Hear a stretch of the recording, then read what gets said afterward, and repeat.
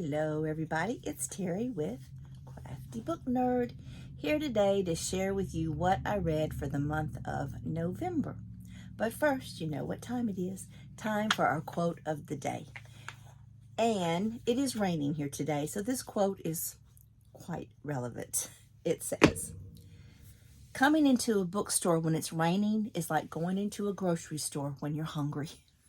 And I did that today, went into the bookstore while it was raining, but had a good time.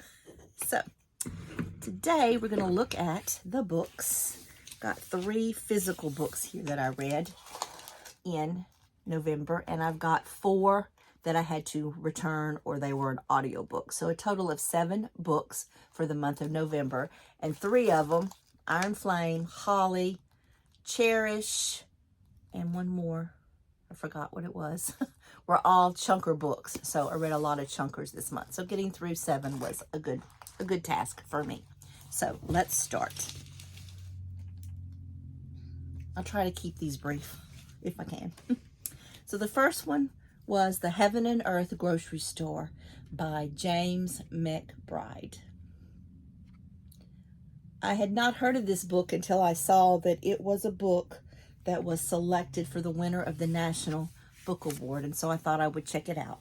I was not able to get a physical copy, but I was able to get the audiobook, and so I started listening to that one day while I was doing some scrapping, and after about 3 hours into it, I was like, oh, what is going on in this book? There was nothing there that made me want to keep listening. I just wasn't interested in it, so I DNF'd it. And I hate DNFing. This may be the first book I've DNF'd for the whole year, because I'm not a quitter, but I just could not get into it. I could not figure out who the characters were, the relationship between the characters. And so maybe if you've read this book, you can enlighten me about why it was a winner, because I'm not sure. But I will give it another chance. As soon as I can get a copy of the physical book, I'm going to try to start over and read it. And maybe reading it will be better than the audio. So I'll try it again. Okay? All right. I read a lot of good books, 4 and 5 stars this month. Everything was either a 4 or a 5 star, so I thought that was great. The next one is The Push. The Push by Ashley Aldrain. Here it is here. This was a debut novel, and for being a debut novel, I thought it was very well done. There are some trigger warnings for this book, such as child abuse, self-harm, suicide, postpartum depression, abortion, and racism. So if any of those topics bother you, you may not want to read this book. But I did, enjoy it. This book at its core is about motherhood. Blythe is going to become a mother, and she wants to be a better mother than the example she had. Her real mother left her when she was 11 years old, and her grandmother raised her, and her grandmother was very abusive to her. So Blythe promises herself she's going to do a better job. And when her daughter Violet is born, she tries her best. But Violet, she feels, does not like her mother. She said, "Violet doesn't like me." And nobody wants to believe the things that Violet is doing. When Blythe tells them things, they think that it's all part of Blythe's imagination. You need to read this book, especially if you're a mother, to see if you think there's something wrong with Violet, or was it all in Blythe's head. It was a good one, very emotional, lots of raw emotions, tackling the topic of motherhood, what mothers will do for their children. It's a good one. I suggest you pick it up. The Push. Next is another book by one of my favorite authors that I like to read to zero, and that's Alice Feeney, Good, Bad Girl. This was a good one, a good thriller. I liked her book, Rock, Paper, Scissors, and so I was excited to dive into this one, and it did not disappoint.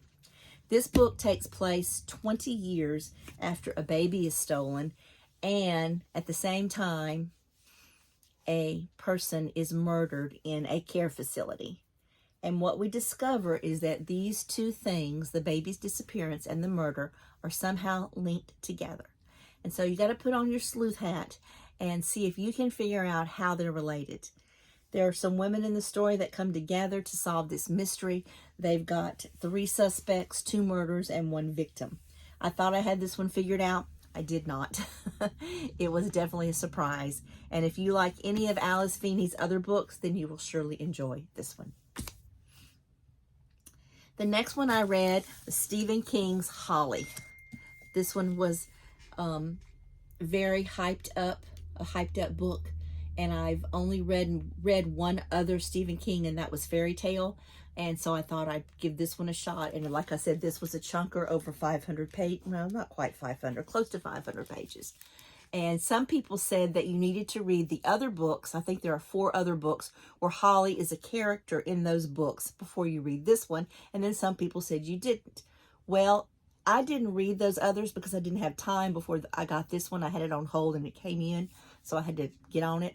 And I don't think it made a difference. I mean, I understood Holly. I'm sure there are some things that I don't know about her, and I may go back later on and read some of those other books to get her backstory, but I did not have a problem reading this as a standalone.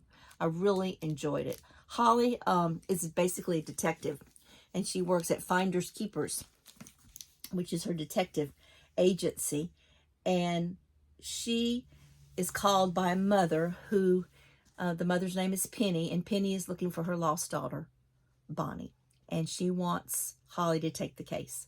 Holly is apprehensive because her partner, Pete, has COVID, and so she's on her own. But Penny is insistent. She's just so pitiful that Holly takes pity on her and decides to start investigating. And when she starts investigating, she discovers that there are a lot of other women who have gone missing around the same place that Bonnie went missing. And so she becomes curious and dives right in.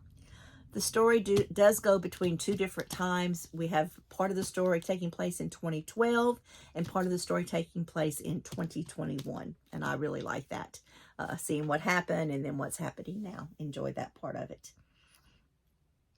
A lot of people say, is it scary? It looks a little scary with the house on there, but it's not really scary. It's more political. It's got a lot of politics stuff in it, political stuff. It touches a lot about the pandemic and what was going on around that time. So that was a big part of it. But the scary part about this book is, and the cruelty of this book, is the way that humans treat other humans. How we as humans treat our own kind with such cruelty. And that's kind of what's scary about this book. And like I said, I really enjoyed this one. And I did also give this one 4 stars. Stephen King's Holly. The next book, and I dropped it. Is After the Crash by Michael Bussey. This was not a book that was on my radar. It does say thriller of the year there. I'm not sure what year. But I started listening to a podcast called Currently Reading that somebody turned me on to, and I'm really enjoying that podcast. They talk about books that you really don't hear about, but that they think are really good and need to be on your radar. And so I've picked up several that they've recommended, and I've enjoyed them, and this happened to be one of them, After the Crash. The premise of this is really good. It says, a plane crash, a sole survivor, but who is she? The reason they don't know who she is because she's a baby. And there were 2 infants on the plane. Everybody else is dead except for one of the babies.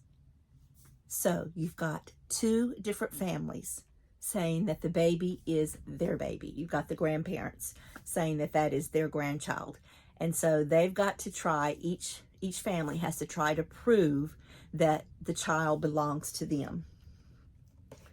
And so it goes on, and finally a decision is made of who's going to take the child.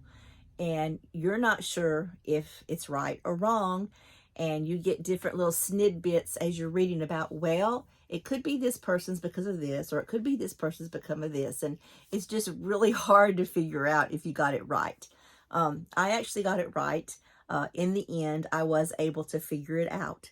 But what happens is the child goes to live with this certain family, and behind the scenes, there's this man who is investigating, And he's been working on this case for 18 years. And the baby has turned 18 years old.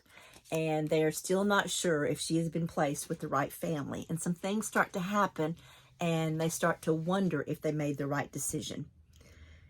It was confusing at times, but stay with it, because I'm telling you, it's worth the read. And I just really enjoyed it. And it was another one that I gave 4 stars to. So it was good. Next, I'm so happy to report that I have finished the Crave series by reading the last book, Cherish, by Tracy Wolff. Loved, loved, loved this series. I do not have the physical books. I'm going to get them. They're going to be added to my collection. I would go back and read all of these again. This one probably got least favorable reviews of all of them. A lot of the critics said that she could have ended the series with Court, that this 6th book wasn't necessary, but it was there anyway.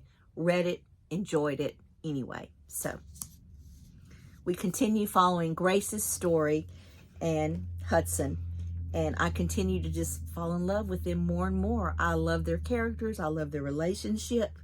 And what happens in this story is they have to go back to the Shadow Realm to rescue one of their own that is there.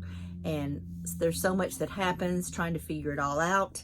A lot of risks that they have to take, a lot of risks that her friends take, but they do it to save one of their own. There's lots of supernatural stuff in here. There are new characters brought in. It was just a beautiful disaster. That's what it was. Beautiful disaster. It gave me so many feels. Cried, mad, sad, funny. It was just such an emotional roller coaster, but I enjoyed it so much. And so I recommend the whole series. They're all out now. So all you got to do, wait like I did. That's what I did. I waited till they were all out and I got them. Boom, boom, boom. Tried to read one a month. A couple months I didn't quite make it, but I am happy to report that I am done with this series. And there was a quote, and I think this ended the whole book quite nicely. And it says, "And just that easily the knot that's been inside forever starts to loosen. And I realize that no matter what happens, we're going to be okay." That's Cherish, 5 stars. And the last book I want to talk about, and I'm going to try to keep it brief, but it's going to be hard because this book wrecked me, okay? This book, whew, is going to be in my top 10 for sure, and maybe, I don't know, next to Fourth Wing, Iron Flame, Rebeca Yarros. I could not wait to get my hands on this after I finished the first one. I'm glad that they came out close together, boom, boom, because if I would have had to wait, whoo, would have been hard. But now I got to wait for the next one. And we do know that there are going to be 3 more books in this series. I watched an interview on YouTube with the author, Rebeca Yarros, and she says that she has the next 3 books already plotted out, and that she already knows what's going to happen, which I think is crazy. I don't know how you keep all that straight in your head. And I just hope that we don't have to wait a year for the 3rd, 4th, and 5th book, because I need them like tomorrow and yesterday and whenever. I need them now. I have never been into tabbing books. I've seen a lot of people do it. And mine's kind of messy. I need to get some of the nicer little tabs. Mine are just the little Post-it notes. But there was so much going on in this book that I felt like if I didn't keep some notes, that I would kind of be confused. So at times I could go back and read other things. Plus, this is my book club's book of the month, and I am leading that discussion. So I felt, you know what? I've got to really read this book slowly, pay closer attention to what's going on. And so that's why I've got lots of tabs here. And I can't wait to discuss it with my book club. This book is almost like reading 2 books in one. The first part of the book, you're at the War College, and in the second part, you're at the Revolution.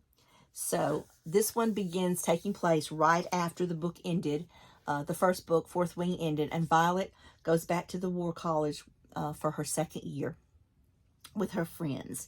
Her dragon, Endarian, is still growing, and so that's happening. Xaden is still keeping secrets from Violet. Violet knows that her life is in danger and wondering if she will even survive her 2nd year.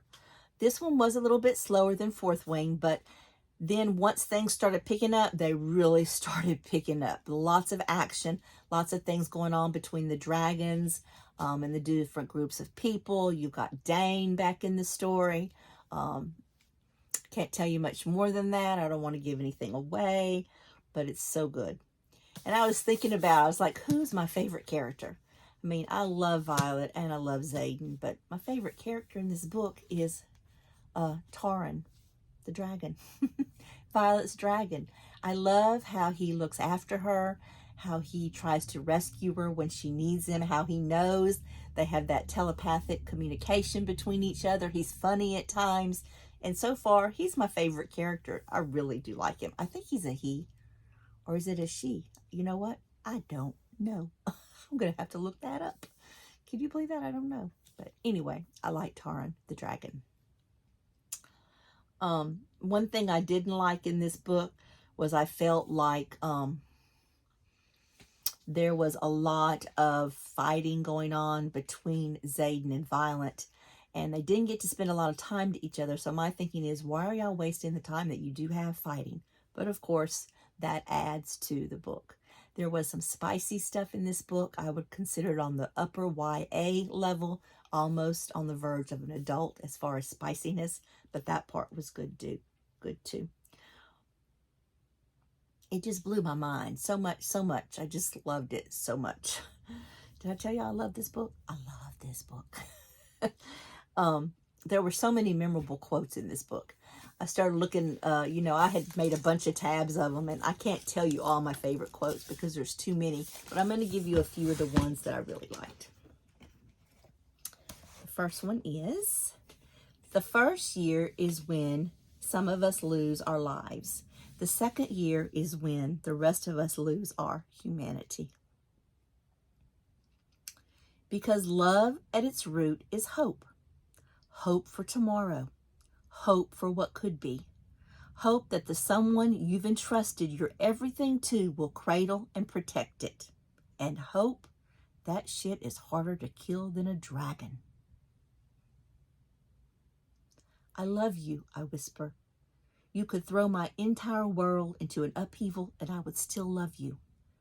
You could keep secrets, run a revolution, frustrate the shit out of me, probably ruin me, and I would still love you. I can't make it stop. I don't want to. You're my gravity, and nothing in my world works without you. Whew. And the one that everybody knows if you've read the book, my house, my chair, my woman. 5 stars for me. Can't wait for the next ones. So, if you've read any of these, love to hear your thoughts, especially if you finish this one. This one is just mind-boggling to me how it won an award, because I don't know. So tell me about it. So there they are. And of course, all my little cards. If you're new to my channel, thanks for subscribing. If you've been here a while, thank you for continuing to come back and listen to my craziness as I rant about books that I love or don't love. And thank you. And I'm hoping to get out my wrap-up for the year at the end of December, so be on the lookout for that. So Merry Christmas to everybody and a Happy New Year.